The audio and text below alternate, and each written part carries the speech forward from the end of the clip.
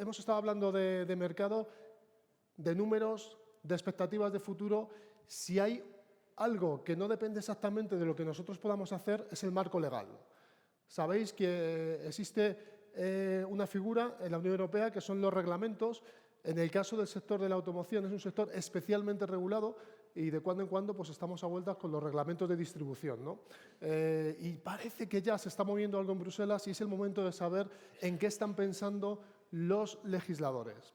Y hoy tenemos para hablarnos de cuál va a ser el futuro marco regulador del sector de la automoción con esos reglamentos de distribución, con la información disponible, a una de las personas que probablemente más sepa de la materia. Lleva 30 años trabajando en normativa europea de la distribución del automóvil.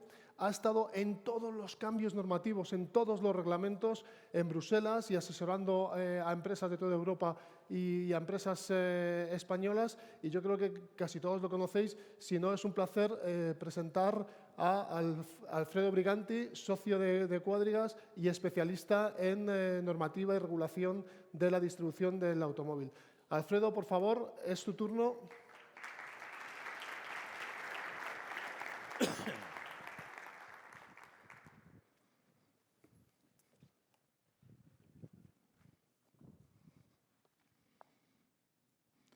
Buenos días, señores. Antes de nada, darles las gracias por el privilegio que para mí supone estar hoy entre ustedes, sobre todo por ser quienes son y por la conmemoración del 30º aniversario de vuestra organización, lo cual evidencia algo muy importante que es tenacidad, esfuerzo, ganas de trabajar y sobre todo unión, que es muy importante en el ámbito empresarial, ¿no? Agradecerle también a César Sanz y a Francisco Col, el presidente, agradecerle la invitación porque de verdad les digo que con la que está cayendo, que tengan ustedes las ganas de escucharme, ya es un atrevimiento loable, absolutamente loable, y yo tengo que agradecerlo, ¿no? Ustedes estarán pensando que un abogado venga a hablar del futuro es porque es un pésimo abogado, ¿no? Si los abogados tienen que trabajar sobre jurisprudencia, sobre norma escrita, sobre algo empírico, y yo vengo a hablar aquí del futuro a modo de rapel. La verdad que es el papel que me ha tocado jugar durante muchos años y me atrevo quizás por mi especial dedicación al mundo de la automoción en sus distintos niveles de distribución y bueno, intento aproximarme o aventurarme a hablar del futuro pues porque así me lo han pedido y así lo tengo que intentar, ¿no? Quienes me han escuchado en alguna ocasión me han oído decir que la actividad que ustedes realizan es ilegal por concepto. Yo sé que muchos dicen, este está como una regadera, este está loco. ¿Cómo va a ser ilegal si esto es más viejo que la pasión? La distribución de un coche, la reparación de un coche es antiquísima. Ciertamente, yo que soy un hombre que nació en el año 64 de una añada especialísima, les digo que cuando yo nací ya existía esa reparación del coche, ya existía la venta del coche. Es verdad que con otra perspectiva, yo soy canario de origen, en Canarias no había más que 2 o 3 importadores, había 2 o 3 talleres. Recuerdo el manco, había un jefe de taller que era manco y era un especialista magnífico, era un inglés que vivía allí. Y todo eso pues me fue llevando hasta la actualidad. Y es cierto lo que decía antes el presentador, que hace 30 años que estoy haciendo lo mismo y bueno, y en este concreto sector, lo cual me permite ser un poco visionario. Les digo eso porque a la vez que tengo que justificarme por mi condición de abogado, pues me gusta decir por qué me atrevo a decir cosas que pueden pasar y que en mi humilde opinión van a pasar, ¿no? Vamos a hablar sobre el futuro de los reglamentos comunitarios. Y vamos a ver, en primer lugar, el significado y alcance de estos reglamentos. Yo sé que ustedes han oído hablar muchas veces de la norma paraguas, del reglamento, cuando nadie sabe el porqué de las cosas. Eso es Europa. Es porque el reglamento lo dice, pero después es un reglamento, o son unos reglamentos que cuesta muchísimo entenderlos, cuesta muchísimo leerlos y que es una labor muy tediosa, nadie quiere entrar ahí y además cuanto menos sale de los reglamentos, mejor. Los reglamentos incluso han servido de excusa durante muchos años para cambiar los contratos. Decir, es que como cambia el reglamento hay que cambiar los contratos, circunstancia absolutamente anormal, porque el cambio de para que ustedes lo entiendan, el cambio de la ley de arrendamientos urbanos no significa que haya que desalojar todas las casas, todos los inquilinos a la calle y volver a entrar y cambiar los contratos. No es verdad. Es decir, un cambio reglamentario valdría desde el punto de vista mercantil para sencillamente adaptar el contrato a la normativa de la competencia. Y quiero aclararles esto previamente, porque una cosa es la relación mercantil entre el agente o distribuidor con su concesionario o con el fabricante, reparador-fabricante, agente-concesionario. Una cosa es el ámbito mercantil, el contrato entre dos partes, entre dos empresarios, y otra cosa es la actividad de esos empresarios en su conjunto en el mercado, actividad que afecta al consumidor. No nos confundamos, yo vengo a hablar aquí hoy de esa actividad en el mercado, cómo afecta al negocio en las relaciones que ustedes tienen en el mercado, no en las relaciones que ustedes tienen con su proveedor principal, que puede ser en ventas el concesionario y en postventa el fabricante. Significado y alcance de los reglamentos. Vamos a hablar también de la finalización de la vigencia de la norma paraguas. Es decir, los reglamentos son unas normas transitorias que curiosamente ahora en el año 22 y 23 van a expirar. Por consiguiente, hay que prever qué puede pasar en el sector y por dónde viene el derecho de la competencia ahora que está tan en boga por aquello de que la Comisión Nacional de la Competencia lo único que le falta es sancionarse a sí misma, es decir, porque sanciona a todo el que se menea, ¿no? Tercero, vamos a hablar también de una necesidad de la valoración de impacto. No depende de nosotros lo que el legislador quiera decir, no depende de nosotros lo que vaya a suceder. Hay una serie de cabezas pensantes en las que nosotros podemos influir, pero no decidir. Es una cuestión puramente legislativa, puramente política, que afecta a todos los Estados miembros en la Unión Europea. Vamos a hablar también de las posibles alternativas, que es lo que más le preocupaba a César Sanz el día que se acercó a mí para ver si podía hablarles a ustedes en el día de hoy. Oye, Alfredo, quiero saber las posibles alternativas. ¿Qué puede pasar si esto continúa, si no continúa, si se liberaliza? ¿Cómo puede afectar al mercado? ¿Cómo puede afectar a mis representados en este caso, ¿no? Y por último, a dar unas conclusiones. Yo sé que la exposición puede ser un poco tediosa, porque vamos a hablar de normas, vamos a hablar de conceptos que a lo mejor ustedes no están muy imbuidos en los conceptos, pero voy a intentar hacerlo de tal manera que bajar mucho al terreno para que ustedes puedan entenderlo, ¿no? ¿Qué son los reglamentos de exención?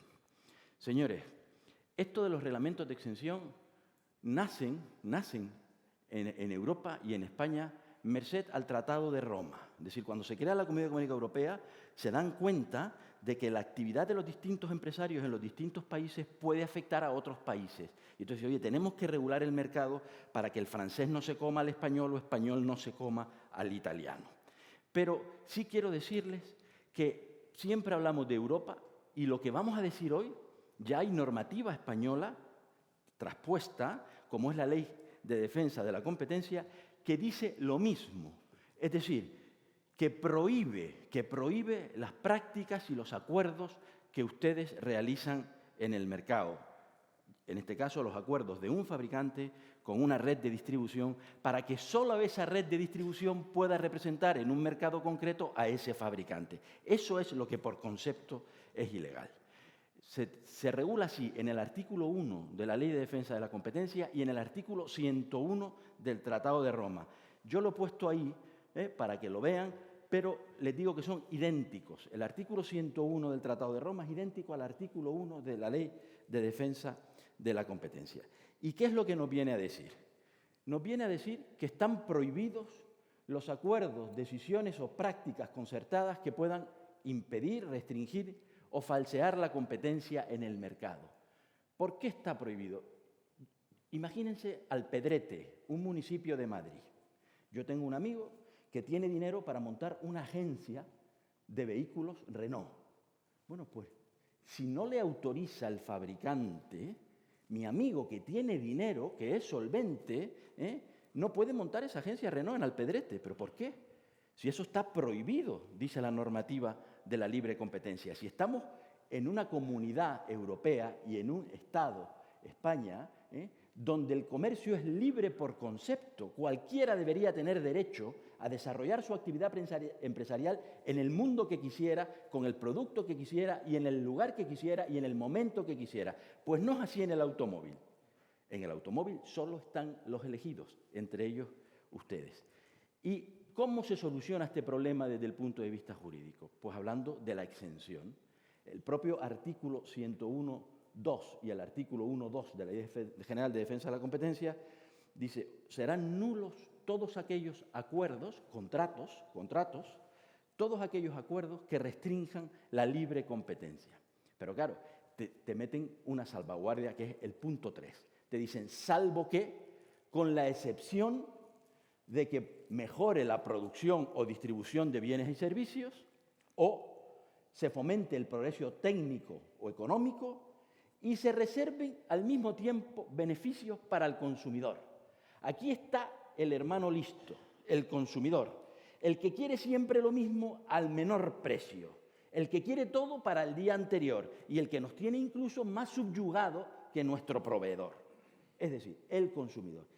¿Qué dice el legislador? Oiga, es verdad que por concepto está prohibido tener contratos de esta naturaleza, implantarse en el mercado en régimen de exclusividad, en régimen de selectividad.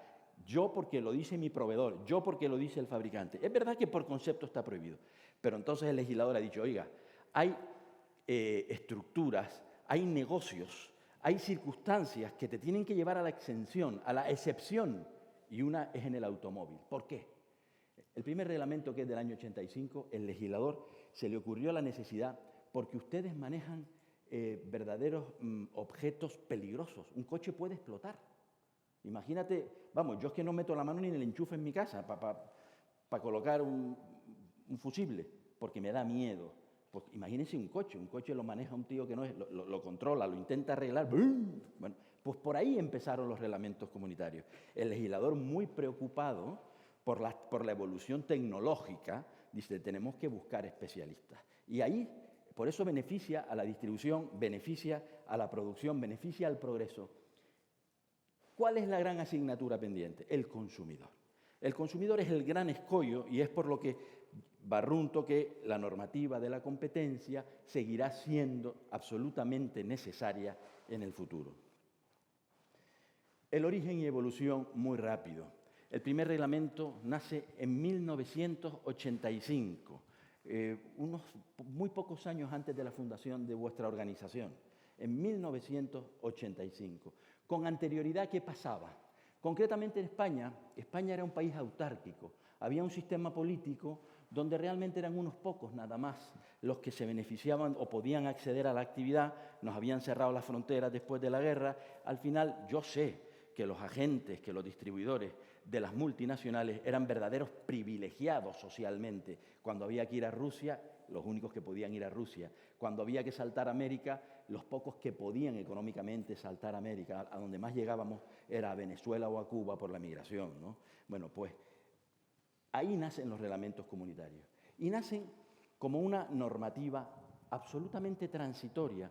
No se pensaba que tenían que perdurar en el tiempo. Se estaba pensando que requería de una especialidad la actividad de ustedes y que había que regularla de alguna forma, pero no se pensaba que fuesen normas consolidadas para siempre. De ahí que haya habido cada 10 años un cambio reglamentario, del 85 al 95, hubo un lapsus en el 2002. ¿Por qué? Porque se intentó colapsar el régimen de exclusividad. Recuerden ustedes hace muchos años que ustedes dependían de un concesionario que era exclusivo en la zona. Ahora ya no son exclusivos y para romper la exclusividad, fomentar la selectividad, que es lo que se buscaba, que todos ustedes, como en el ejército, tengan unos conocimientos, unos rudimentos, un armamento, un uniforme, una imagen corporativa única, se cambió en el 2002. Y en el 2002 se equilibró mucho la situación en favor de los distribuidores. Digo distribuidores a conciencia, que sepan ustedes que desde el punto de vista mercantil, el contrato que a ustedes les vincula con la marca Renault es un contrato de colaboración mercantil, el mismo que el concesionario, con matices, porque el concesionario compra para revender y se beneficia en la reventa, y ustedes promueven ventas y ganan una comisión por la promoción de ventas. Pero cualquier mercantilista tendría que decir que son contratos de idéntica naturaleza jurídica, contratos de colaboración mercantil. Por eso hablo de distribuidores en igualdad de condiciones, concesionarios, agentes. Que las condiciones económicas no sean iguales no significa que la naturaleza mercantil del contrato sea la misma. Y digo más, incluso pienso que desde el punto de vista mercantil el árbol es comisión, agencia, distribución o concesión. Pero lo único que tiene una norma estable, duradera, consolidada desde 1992, es el contrato de agencia, es el agente, por lo que pienso que es sustancial a la hora de analizar la normativa futura y la situación presente, ¿no? En el año 2010, el legislador se da cuenta que los pactos que se habían concertado entre las redes de distribución y los fabricantes en el sector de la automoción eran unos pactos que estaban salpicados de ciertos abusos, pero no tanto pensando en ustedes cuanto en el consumidor. Es decir, son un ejército de tal categoría que tenemos que intentar romper la especialidad porque el consumidor no está siendo beneficiado, no está produciendo eficacia y eficiencia en los precios, en el sistema de distribución y demás.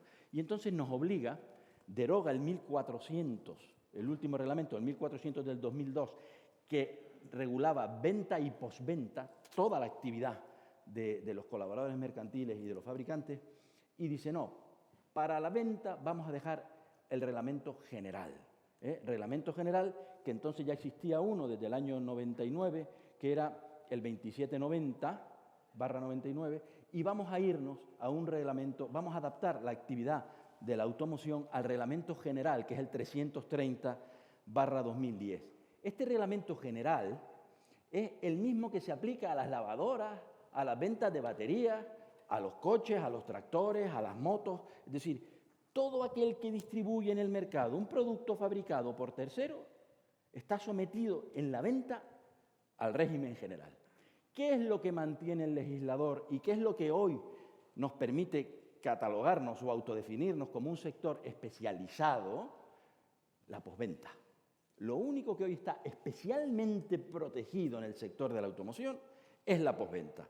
Y en la posventa tenemos una norma que todas las partes tienen que respetar. Por eso le llamo reglamento específico de posventa. El otro es el reglamento general. ¿Cuándo finaliza esta normativa de protección por concepto? Finaliza concretamente el reglamento general en el año 2022 y el reglamento específico en el año 2023. Es verdad que nos quedan 2 años escasos, 2 años y medio para uno y 3 años para otro. El tiempo pasa volando, bien lo saben ustedes. Y por supuesto que tenemos que hacer muchas cosas, sobre todo crear estado de opinión, porque hay muchas cosas que funcionan mal, no tanto en el mercado cuanto en la relación mercantil, en el vis a vis. A veces te enfadas con tu proveedor, o te enfadas con tu principal, o te enfadas con el fabricante, o no estás de acuerdo con una condición económica. No funcionan tan mal en lo que es la competencia, porque hay muchísima competencia interna entre todos los operadores en el sector, pero aún así hay que estar muy atentos, y hay que estar muy atentos por las enormes inversiones que hacen los distribuidores en general, o los reparadores, para poder establecerse en el mercado. ¿De qué depende el futuro? Por supuesto que puede depender de nuestras pautas de conducta. Por supuesto que puede depender de cómo seamos capaces de explicar nuestras necesidades de futuro. Pero fundamentalmente depende de los políticos. Depende de unos informes de evaluación que la Comisión Europea tiene que hacer. Y ustedes me dirán, ¿y qué sabe el legislador comunitario de lo que pasa en Alpedrete?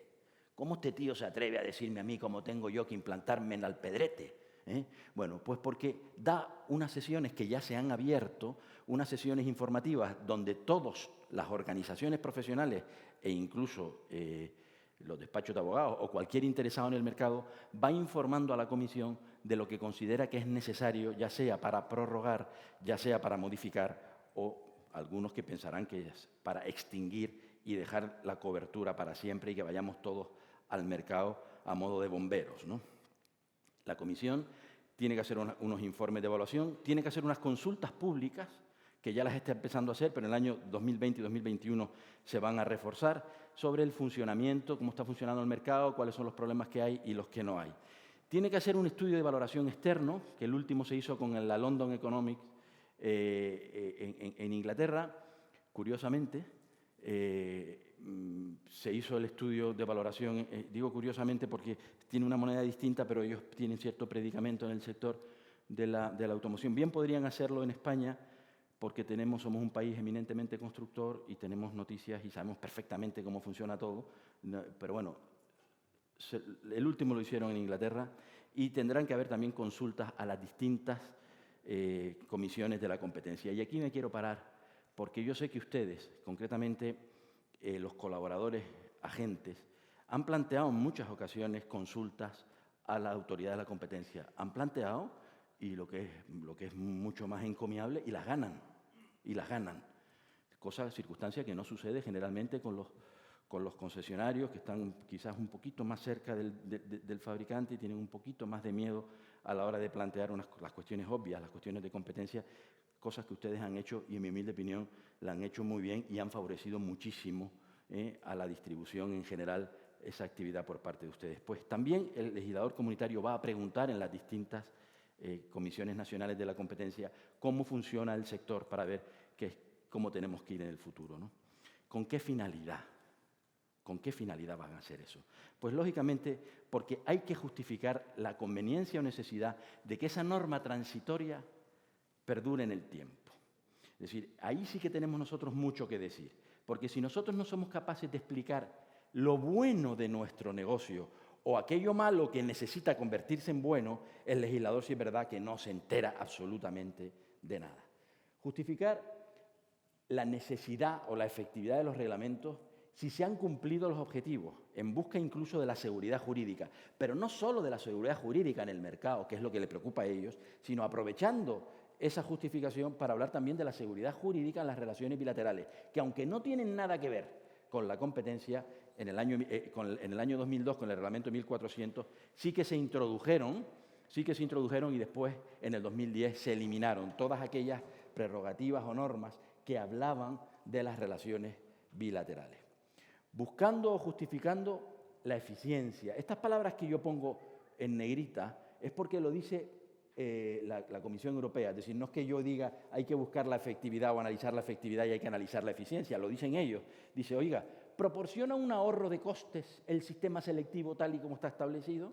Pues tenemos que justificar que sí, que supone un ahorro de costes, que supone sinergias, que supone para todos mayor estabilidad empresarial incluso, que supone el establecer unas normas que afectan por igual a todos y que permiten acometer las necesidades del mercado y las necesidades del consumidor, del cliente, con mucha más solvencia en menor tiempo. Eso se puede demostrar, lo que pasa es que hay que trabajar.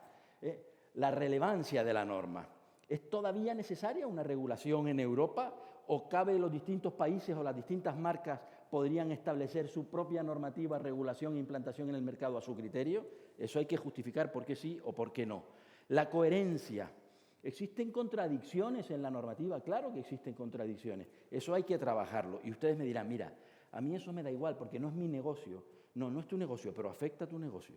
Para eso están las asociaciones profesionales que lo hacen. Por ejemplo, yo les puedo decir que Faconauto está personada ya en la comisión y está trabajando en esa línea. Está abierta al diálogo. El día 14 de noviembre hay una reunión precisamente donde hemos sido llamados para poner en común aquellas peculiaridades que pudieran afectar al mercado español, ¿no? Valor añadido. ¿Es que ha servido para algo esto del reglamento o solamente para darle de comer a un abogado que es un charlatán que está todo el día diciendo por ahí lo que hay que hacer? ¿Ha servido para algo? Yo creo que sí, para mucho. Pues eso hay que demostrarlo también. Pero sin olvidar el mayor objetivo de la Comisión Europea, el consumidor. Nosotros les importamos poco. Nosotros les importamos poco a ellos. Toda su obsesión es el consumidor. El consumidor es el que vota. El empresario no vota. El empresario vota sí, como consumidor, como persona física, porque si la empresa Talleres El Mosca SL no vota. El consumidor, toda su obsesión, y cada vez que vas allí te presentas y le dices, mire, es que esto tiene que cambiar por aquí, ¿en qué beneficia siempre la palabra consumidor? Consumidor, te vuelven loco con el consumidor, ¿no? ¿Qué van buscando? Que bajen los precios. Nosotros tenemos que invertir mucho más, pero los precios tienen que bajar. Las rentabilidades bajan y yo tengo que poner más en el mercado. Hay que explicar por qué no pueden bajar los precios y si no bajan, por qué no bajan. Quieren una mayor elección entre productos, servicios, proveedores. Quieren mayor atomización. Quieren más pelea en el mercado. Que haya mucha pelea para beneficio del consumidor. Digo pelea comercial. Es decir, que haya mucha oferta y demanda y mucho trasiego y bájame el precio. Yo siempre digo que las grandes capitales son de muy difícil prospección comercial porque el consumidor se ha acostumbrado, pues si hay 8 concesionarios y 20 agentes en Madrid, pues es que va a los 28 puntos a bajar. Al final le tienes que regalar el coche por no aguantarlo, ¿no? Que haya mayor fomento de la innovación. Eso está clarísimo, porque hoy por hoy efectivamente se está innovando tanto que es muy sencillo poder justificar la necesidad de que se prorroguen los reglamentos precisamente por las innovaciones tecnológicas, ¿no? Mejoran la producción y distribución. Repito, el legislador va buscando fundamentalmente el orden, el concierto, la transparencia, la eficacia, la eficiencia, pero siempre para el consumidor. No nos debemos olvidar de eso. ¿Y qué es lo que puede pasar? Que quizás sea lo que a ustedes más les interese después del rollo que les estoy metiendo, ¿eh? ¿Qué es lo que puede pasar? Bueno, puede pasar que los reglamentos se renueven sin ninguna modificación. Podría pasar, yo no lo creo. Yo creo que es tanto lo que está sucediendo en el mercado que dudo mucho que ningún legislador pueda decir esto que continúe como está. Lo dudo enormemente. ¿Qué puede pasar? Que se modifiquen o adapten los reglamentos atendiendo a las circunstancias del negocio y a las circunstancias del mercado. Pues sí, parece muy razonable que eso sea así. ¿Qué puede pasar? Que se extingan definitivamente la protección comunitaria. ¿Podría pasar? Pues también, en la situación en la que nos encontramos son tantas las modificaciones y la evolución del negocio, las distintas circunstancias del negocio, que podría suceder que el legislador se atemorizara y dijera yo no voy a regular nada porque no quiero equivocarme, Respecto del primer punto, que se renueven los reglamentos comunitarios tal y como están. Yo ahí me atrevo a aventurar que no puede ser así. No puede ser que se renueven tal y como están, porque los reglamentos comunitarios de exención por categoría aplicables al sector de la automoción, en la actualidad, no sirven para interpretar las necesidades del mercado. Por consiguiente, el punto 1 yo lo quito de en medio. El punto 2, la siguiente alternativa, que se modifiquen los reglamentos o que se adapten a la nueva situación. Saben ustedes que estamos en una nueva era digital. Estamos en un cambio de negocio, un cambio muy profundo de negocio, donde lamentablemente ese comercial maravilloso que a modo de gran torero vendía y convencía, cada vez va a ser menos necesario. La máquina, probablemente la máquina, ese agujero negro que permite casi todo, y que nos permite saber incluso hasta sin estudiar. Pues yo cuando digo, enseguida te dice el niño, déjame con mi amigo Google. ¡Bumba! Se mete ahí el tío y te dice lo que no está estudiado. Al final no saben nada, claro. Al final sin máquina no son nadie, ¿eh? Bueno, nos pasa a nosotros con el número de teléfono. ¿Ustedes no se han dado cuenta que antes te sabías todos los números de teléfono y ya no te sabes ni uno? Por culpa de la máquina esta que está aquí. Es decir, parece que son cosas buenas. Ayer en los premios Príncipes de Asturias hablaban de la enorme eficacia o del enorme valor de la tecnología a la hora de formarnos, ¿no? Y yo, que ya me estoy poniendo viejo, digo, Dios mío, ¿esto será así o no? Porque yo me manejo mal con las máquinas y si todo va a ir por la máquina, pues sí, la era digital, todo va a venir por la máquina. No podemos olvidarlo y el legislador tampoco. La distribución online, ustedes saben perfectamente que se está trabajando muy en profundidad en la distribución online. El que no quiera creérselo está fuera del mercado. El que no quiera colaborar en busca de ese futuro canal de negocio o de esa ventana negra, de ese mundo que está detrás de la pantalla, va a tener que dejar el negocio. Pero yo como abogado también. Yo empecé a trabajar con papel copiativo y con los aranzadis y las manos negras de buscar sentencias y ahora vienen estos niños jóvenes, o por lo menos más jóvenes que yo, pinchan, pim, pam, pam, y te dicen en la audiencia provincial de no sé qué, y lo saben todo. Pues eso afecta también al sector del automóvil. ¿Saben ustedes que ya hay distintas webs? Pues una del fabricante, otra de los distribuidores, plataformas de terceros, ¿cómo no va a ser receptivo? ¿Cómo no va a estar preocupado el legislador comunitario? ¿Y cómo no va a tener en cuenta esa nueva era digital para valorar los reglamentos? El cambio de preferencias del consumidor. El consumidor quiere tenerlo todo, pero no quiere ser propietario de nada. Antes hablaban incluso del consumidor influencer, decía uno de los que me han precedido en la ponencia, y digo, pues tiene razón. El consumidor se ha convertido en la gran diva, en el gran Julio Iglesias del mercado, ¿no? Pues la movilidad, las experiencias en contra de lo que es la propiedad, el negocio que ustedes están viendo y que se palpa, la venta a través de otros canales que no tienen nada que ver con el canal tradicional. Las ventas directas. El fabricante, poco a poco, se puede ir convirtiendo como un competidor directo del distribuidor. Al estarse cambiando los canales de distribución, al haber nuevas vías de negocio, nuevos modelos de negocio, lógicamente tenemos al lado a nuestro proveedor también, filiales de marca que también vende. Todo eso el legislador lo va a tener en cuenta y lo tiene que tener en cuenta a la hora de valorar el futuro reglamentario. ¿Y qué solución puede tener? Pues un umbral máximo, es decir, a lo más que puede llegar un distribuidor o un concesionario es decir, mira, venta directa sí, pero intentemos que sea pues con una cuota del 40%, no te pases más porque si no se pierde el espíritu de colaboración que daba pie a las estructuras de distribución. Si todo se va a hacer a través de la máquina, a lo mejor nos quedamos fuera, sabemos que no es así, porque seremos agentes de entrega, seremos agentes de servicio. Es decir, esto no va a cambiar tan rápido. Antes hablaban de la electrificación y nos vamos al año 2040. En el 2040 creo, lo único que tengo claro es que habré terminado de pagar la hipoteca. Eso es lo único que tengo claro, porque no sé si llegaré, con lo cual me preocupa bastante poco. ¿Qué otras circunstancias afectan a ese futuro reglamentario? La omnicanalidad, redes de distribución paralelas, ventas a través de terceros ajenos a la red selectiva. Ustedes están ahora mismo padeciendo la entrada de otros canales de distribución a través del renting y demás, y que van colocando vehículos y de otros canales que, como la competencia en teoría es libre, porque en teoría no, es libre por concepto, está sancionada nuestra actividad, pero es libre por concepto, pues es muy difícil ponerle barreras al campo en esas decisiones empresariales, ¿no?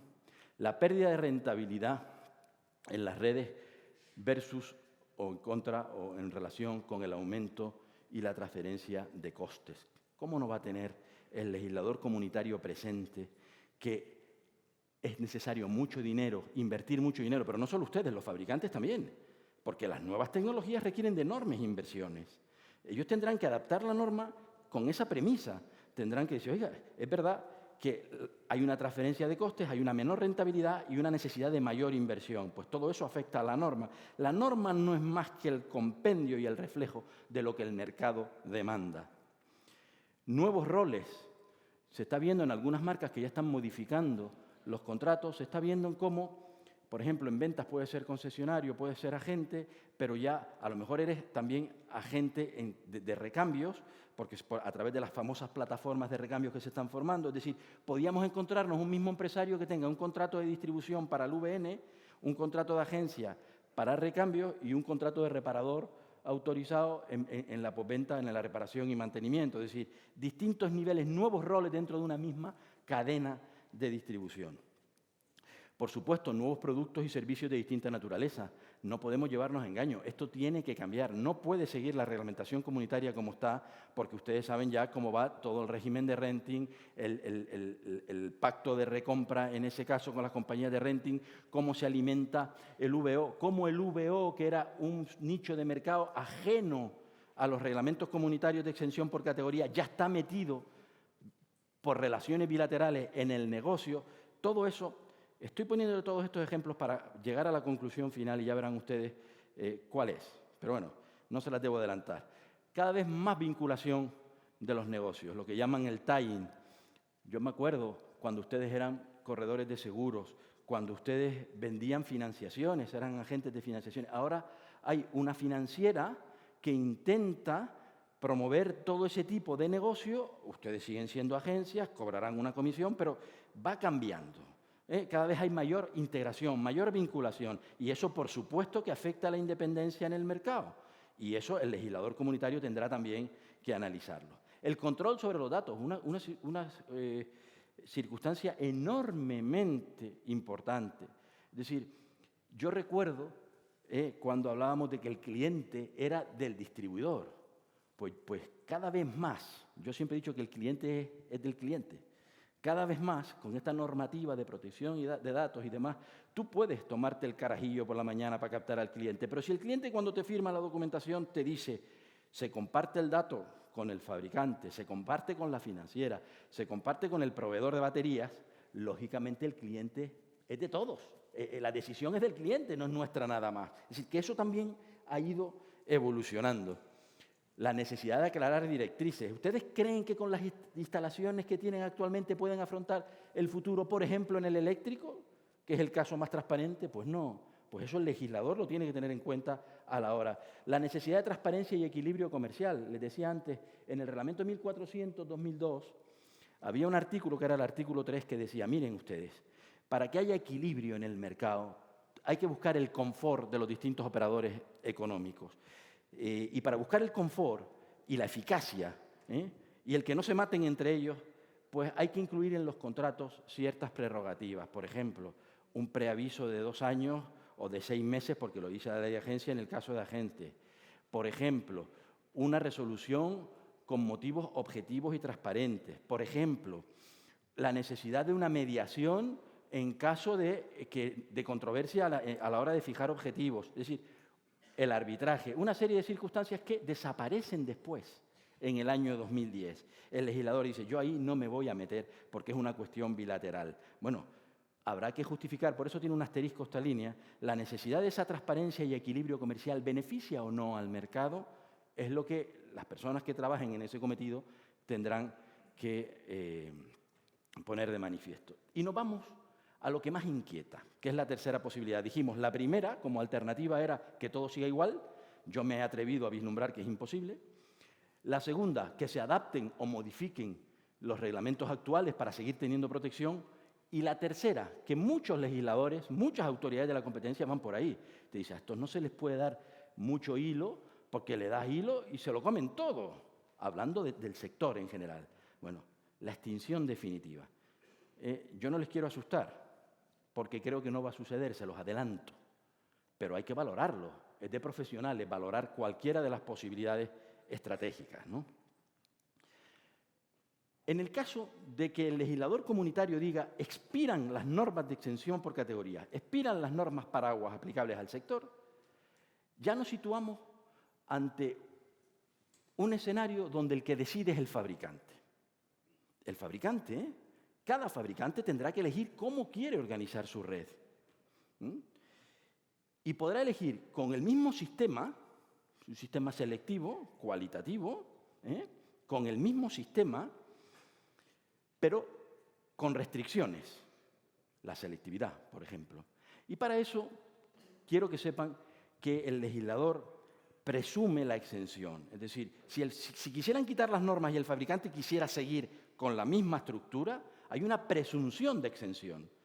Es decir, partimos de la base que si hasta hoy, haciendo lo que hacemos, estamos protegidos, ¿por qué a partir de mañana, haciendo lo que hacemos, no estamos protegidos?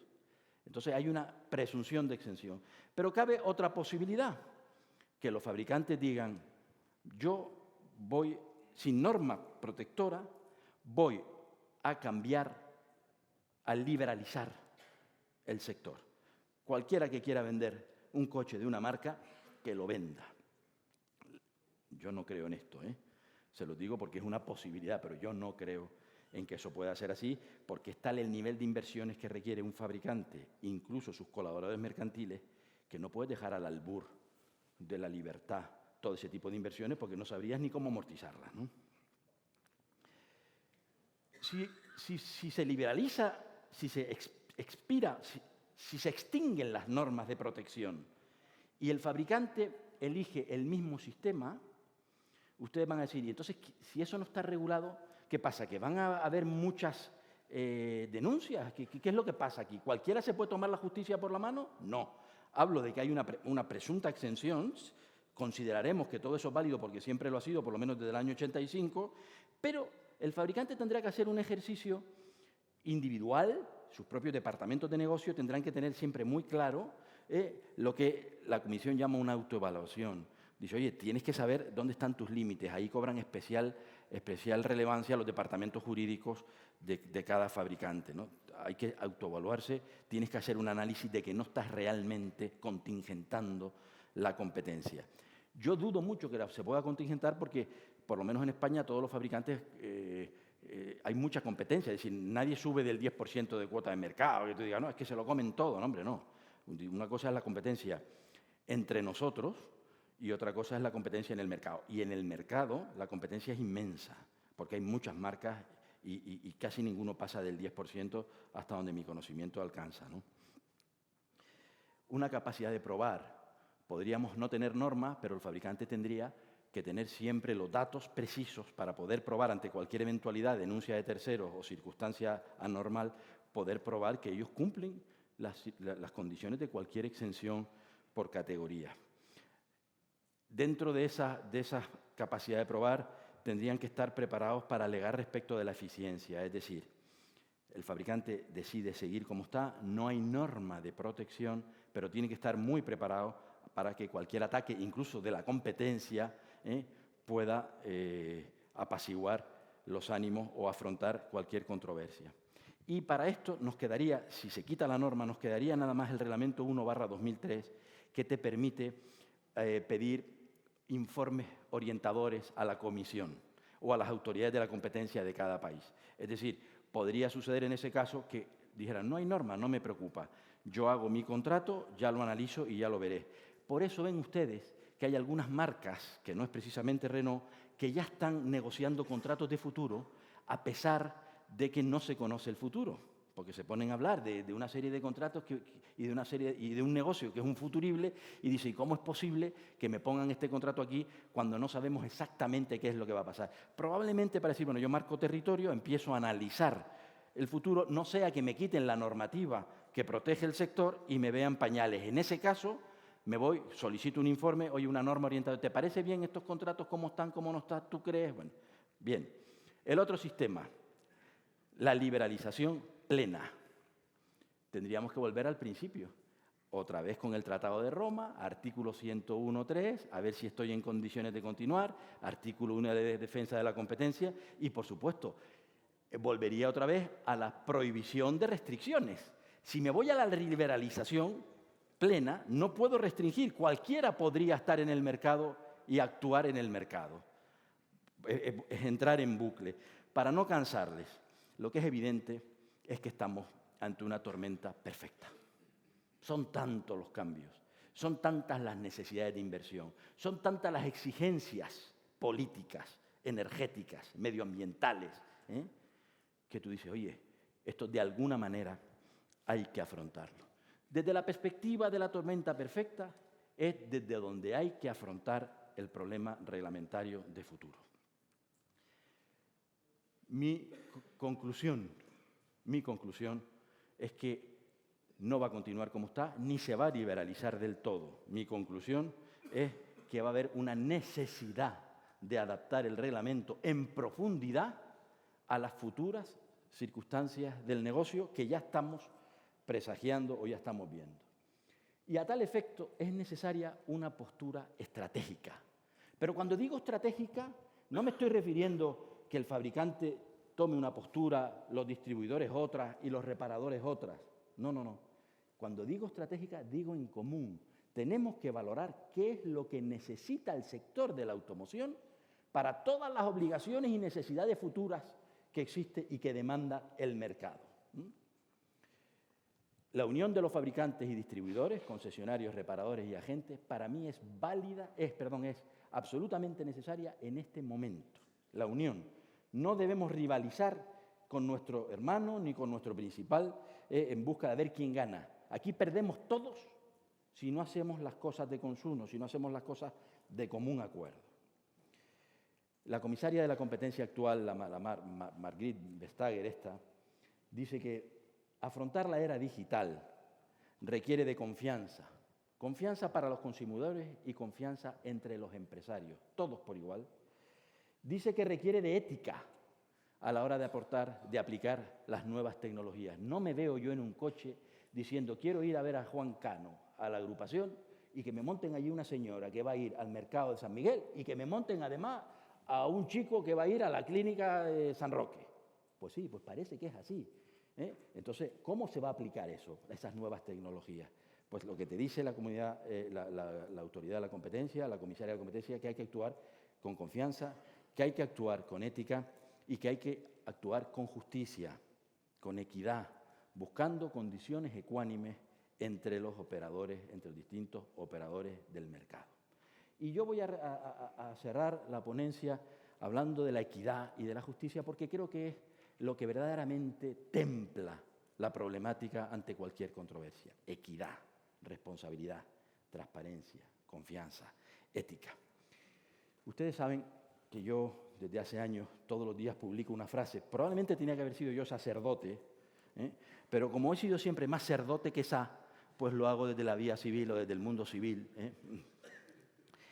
Y quería ponerles una frase con un coche Renault que me prestaron a modo de coche de policía, para que sepan ustedes que el éxito en la adversidad ante esta tormenta perfecta requiere de disciplina compartidas. O todos juntos o vamos a tener problemas. Muchas gracias, señores.